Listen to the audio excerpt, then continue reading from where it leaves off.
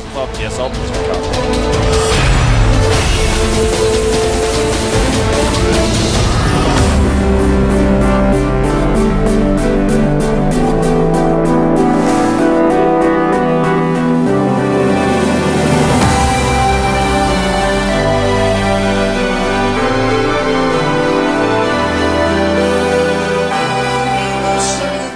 Guess what, guys? We are back. Well, not right away. Live paused the game. This is why we are having this, there's a little bit of a wait here. The GOM wizard and the admin are always already going over to the booth. That's good, give him a warning, but considering the state of the group, warnings are actually going to be insignificant, I feel. But there's no way that he's going to tie with anybody. That is actually not true.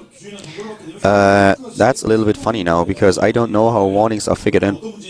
If we go from match score into map score, then into warning, and then into the direct comparison, or if we have match score, map score, direct comparison, and well, if the warnings don't come into play. I think warnings come into play after direct comparison. It seems to make more sense that way to me personally. Production crew? Yeah, I mean, that we figured out that he's going to get a warning, thank you, but is the warning actually part of the decision process, or does it only matter if a player gets 2 warnings? That's what we need to know. Yeah, that's very important, because... So we're going to get an update on that pretty soon, but... Yeah. Looks like the players are ready here now. It's most likely that it's not going to be in the decision process itself, that it only comes into play if you have 2 warnings. Yeah. To me, that would make the most sense, but that's actually something we don't know, guys. That's just me speculating. I would say that we still are going from match win into map wins into direct comparison. But well, we are going to find out. We might not even need that depending on how this works. Currently starting to the right side of the map, we have our Zerg player. It is the Startail player. It is the champion of Season 4 Code S. It is... Startail Live! Startail Live. Had to pause the game for a second here. Probably some problems with his keyboard, with his hardware. And his opponent starts to the left side of the map. He still has a chance to end up being the 2nd player in the group. This is our LGIM Protoss. It is LGIM Seed. Going for a Forge Fast Expand. Abyssal City, an extremely tough map for Protoss. And Seed needs these wins. You can see the pylon placement indicates here he wants to go for that Forge Fast Expand, using the wall as part of his wall. Life, on the other hand, probably going to go for the 14 pool. He starts it now. Goes 15 instead. I have to correct myself, by the way. There's also an option that if Seed takes it with a 2-0, Life will have the same map score as Violet. And then Violet would advance over Life because of the direct comparison that they had earlier. If Seed takes it with a 2-1, then Seed will still be 2nd place and Life will take 3rd place. So yeah, a lot of possibilities that we have for all of the players. There's still a lot to. If Life wins, then Violet will advance anyways. If Seed wins, it depends a little bit on the score. If Seed wins it with a 2-1, Violet is out. If Seed wins it with a 2-0, then Violet is in and Life is out. Yeah. Because of the map scores and how they work. So you can really see that even though we are down to our last best of 3, there are a lot of options still available. That's why the map score is so important. Yeah. Map score is really important, and in a scenario like this, it really means that if you dropped a map earlier by mistake in a match where you should have won with a 2-0 but you only took a 2-1, you can be out of the group just because of this one mistake. Yeah, it's a real group, you know, everything counts. A lot of testing going on. And for Seed, this is of course a little bit tricky that he has to fight on Abyssal City now. We talked about this map already in length in during the last 2 days. It's really difficult for him to take a 3rd base here. A few players have tried it. Rain as well.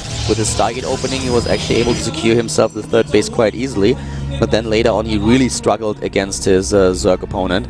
But right now, we have a Seed in a position where he might just say, okay, well, you know what? I'm going to go for the 2-base timing. Now you expect it, but what else is there? Exactly. Cannon goes down now. Gate is done. We're going to see the core. Tech choice is everything here for Seed. Seed is known for his gateway-oriented 3-base timing attacks, but on this map, it's Can't do a 3-base time attack without third base. And if Life realizes that Seed wants to take a third base, if he sees no tech and just makes a ton of lings, it's not going to work. Oh, wow. A second pause. Ouch. This changes a lot. He said he didn't make it.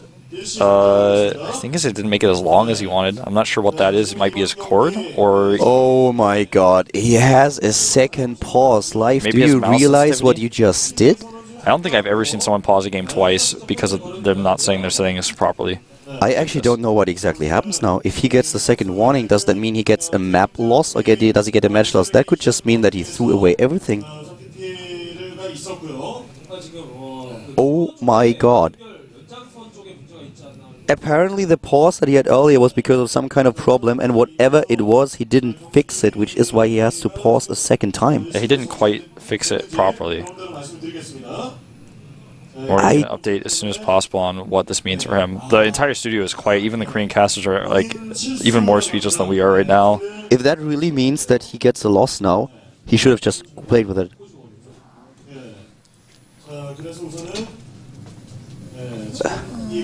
Okay, so apparently he did not intend to pause the game, but still, does that mean he gets the second warning? And what does the second warning mean? Production? We need a little bit of help here. I think he's not going to get a warning for this one. Well, which is kind of silly, but I kind of hope for him that he doesn't get a warning, because that could mean that the whole match is obsolete.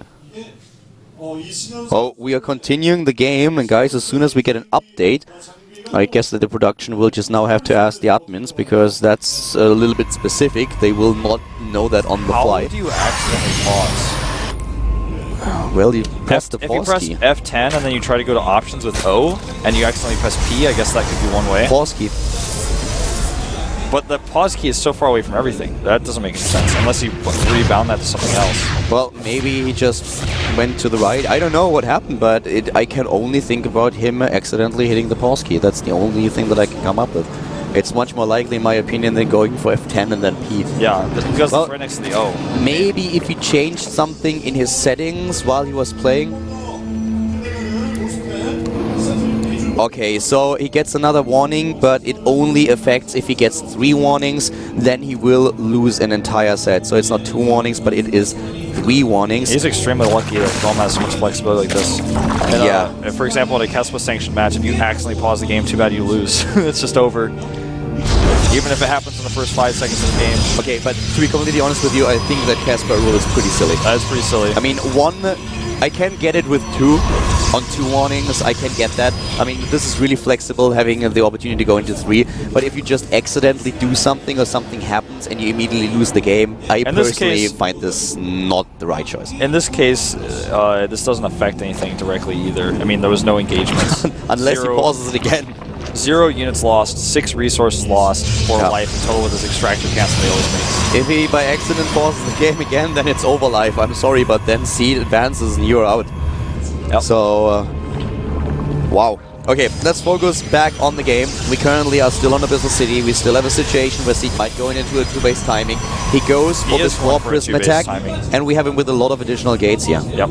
It looks like he's just going to warp in using the Warp Prism at the 3rd base really fast with this attack with only +1. Instead of going for +1, timing with 4 gateways, he's going with it with 6 gateways. Looks like maybe 7. Circling will probably scout him, but fairly late. 7 gates, 1 Warp Prism. Oh wow, the Circling actually does not scout him. Well, he will see him, but only as soon as Seed walks over there, and that's the case now. He needs a lot of gas for Stalkers because the Roaches are already started. He can't use the Zealots alone forever. There's a Protoss players all around the world are cheering for Seed now.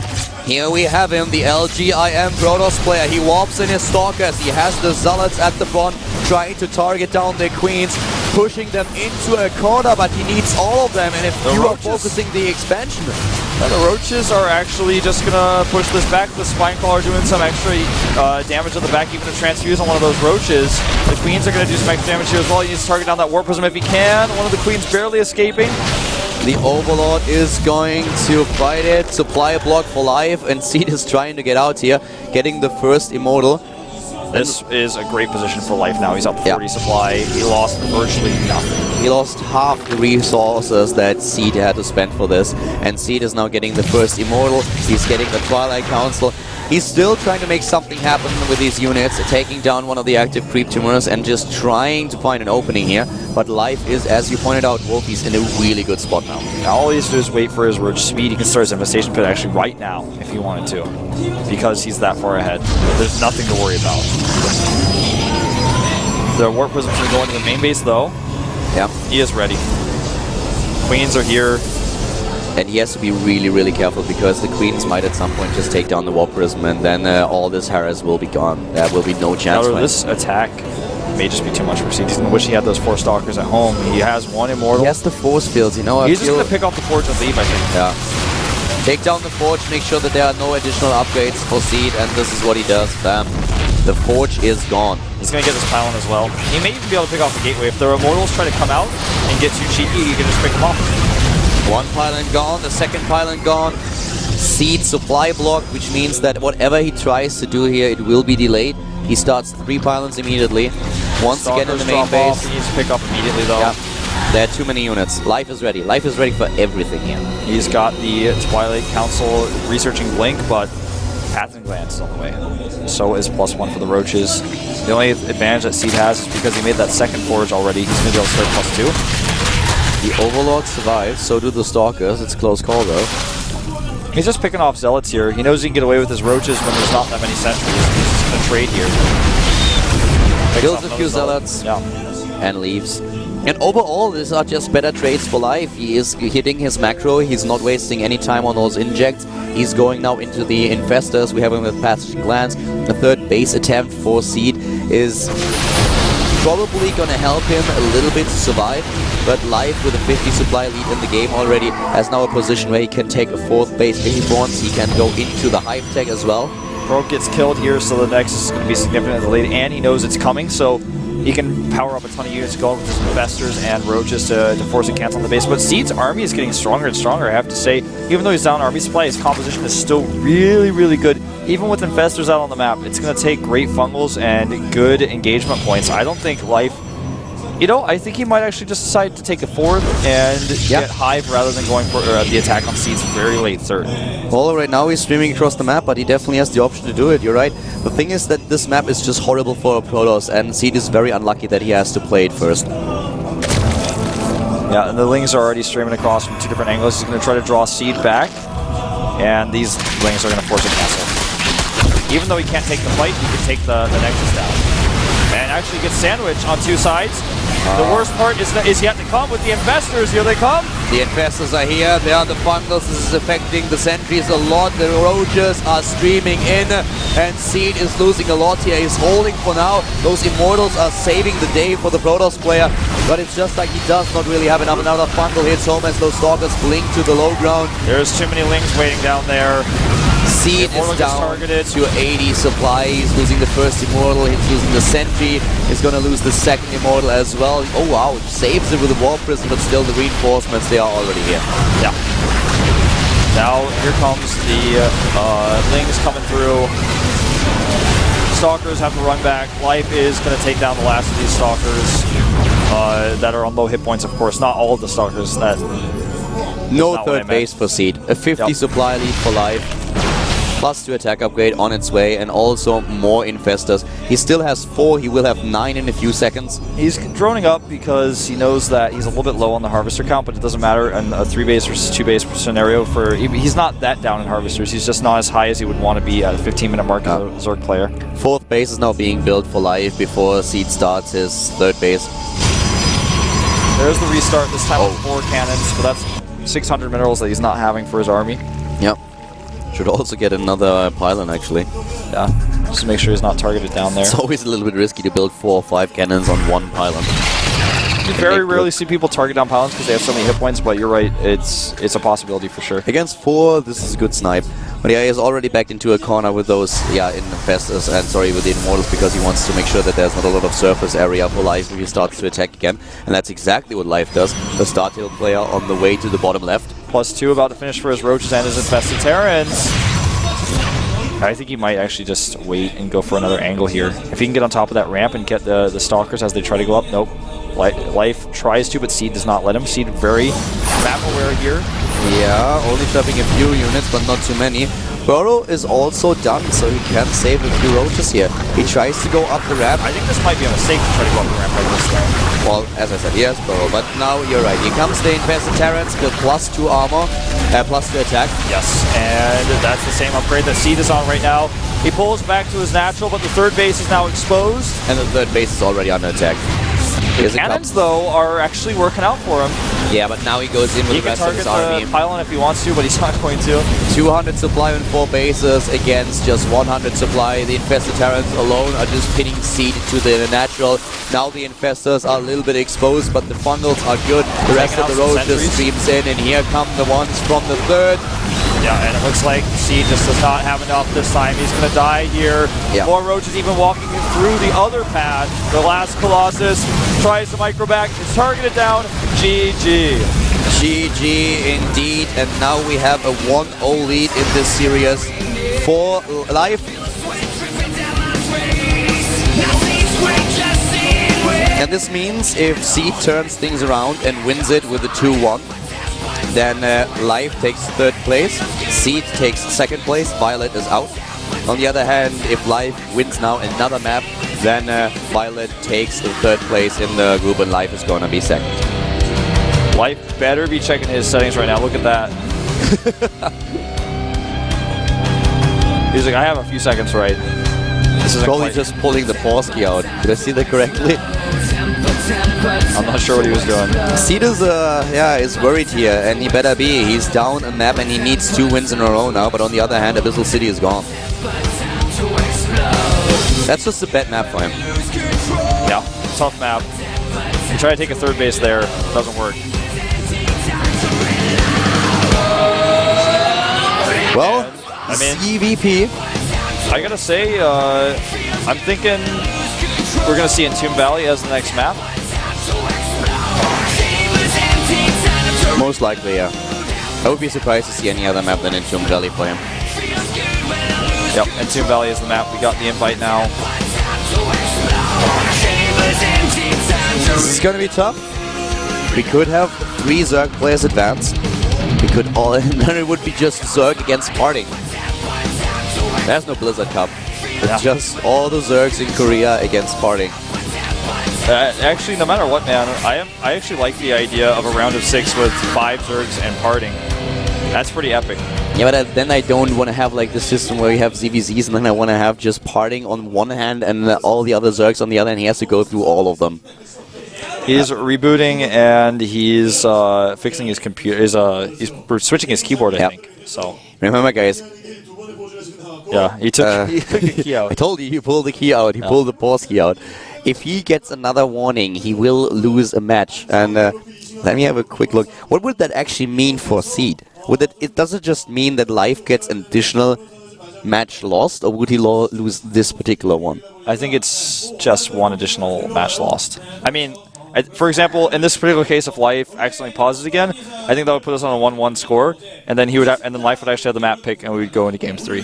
I'm pretty sure that's how it No, works. he loses the match. He loses a match The point. whole best of 3? Well, that's what they said earlier, that he loses a match. Oh, okay. I thought it was just one set. Yeah, a set. Okay, so a set. So he loses the set that they are currently playing. Yeah, which would give Seed. I don't think it's going to happen. I don't think we have to worry about it. But, I mean, if it does happen... I don't know. The guy just paused the game twice in one map. That's why he reboots.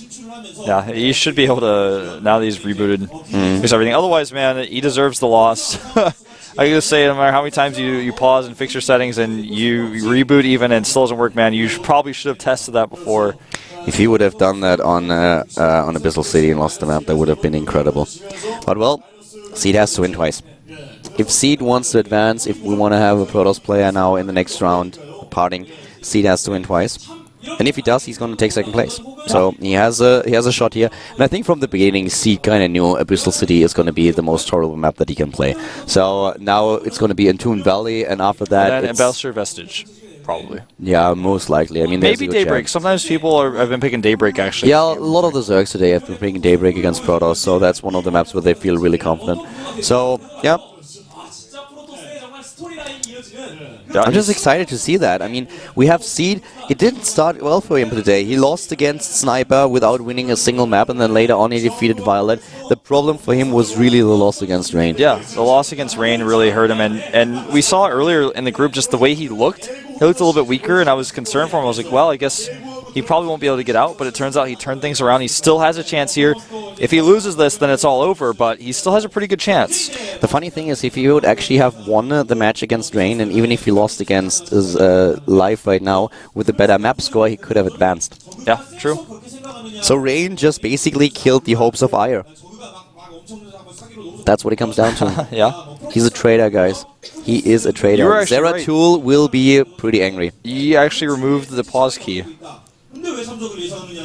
I don't know how he hit it, but I don't get it, but that's really weird. I mean, it happened, so he restarted his computer after he removed the key. He like also poured water on the key so that no matter what, even if somehow like he accidentally pokes it with a needle, it still won't activate. It's like he like actually took a bunch of scissors, some like really heavy box cutters, and like cut that part of the keyboard out entirely. You know, we had players yesterday that got warnings because they delayed everything a little bit in the first game. Yeah. Live is now joining, so the reboot seems to be ready. I really hope that he tested his gear before he just joined the lobby, that we have him now with all his settings done, that he checked his hotkeys as well. Because if the hotkeys don't work now, he can't just pause the game. Well, he can, but then he will lose the map. So, you know, here we have him. I feel like even if we were in a situation where this were earlier in the day, when we didn't know how long the matches would go, I might have given him a warning for delaying things with how long we've actually spent waiting for him removing his pause key. But it looks like he's ready now. He actually typed in chat, and everything is good to go. I'm going to find out if we're just going to start. I think so. Yeah, I guess we're going to sign right now. And here we go. It could be the last map of the day. Startail Live versus LGIMC. Live in the lead with a 1-0. They're ready to go. Life responded. He is ready, man. No more wasting time here. Jumping into game number 2. Toon Valley, the map is loading. This could decide everything. If Life takes it, it all ends. We'll have 3 Zergs in the round of 6. What's it going to be? Map is in Toon Valley. This is the GSL 2012 Blizzard Cup, casted by Counter and Wolf. Are you ready for this?